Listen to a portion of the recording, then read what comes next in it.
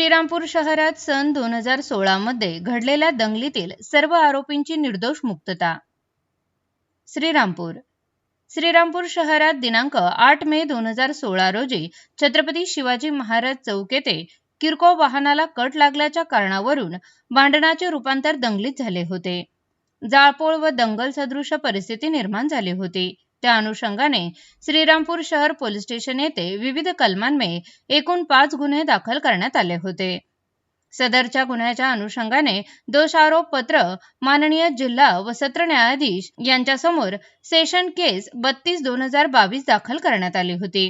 सदर केसची सुनावणी दरम्यान सरकार पक्षातर्फे अनेक साक्षीदार तपासण्यात आले होते, परंतु सदर गुन्ह्यामध्ये आरोपी विरुद्ध कोणताही ठोस पुरावा नसल्याने जिल्हा व सत्र न्यायाधीशांनी सर्व आरोपींची दिनांक 16/7/2026 रोजी निर्दोष मुक्तता केली आहे.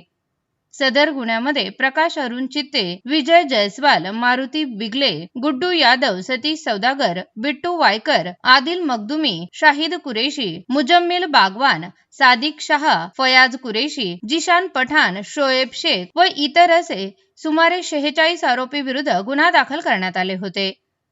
आरोपीतर्फे ॲडव्होकेट एजाज गफार पठाण, ॲडव्होकेट अजित परदेशी, ॲडव्होकेट तुषार चौधनते, ॲडव्होकेट आरिफ शेख यांनी काम पाहिले.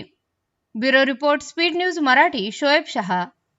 ताज्या बातम्यांकरिता सबस्क्राइब बटन दाबून YouTube चॅनल सबस्क्राइब करा.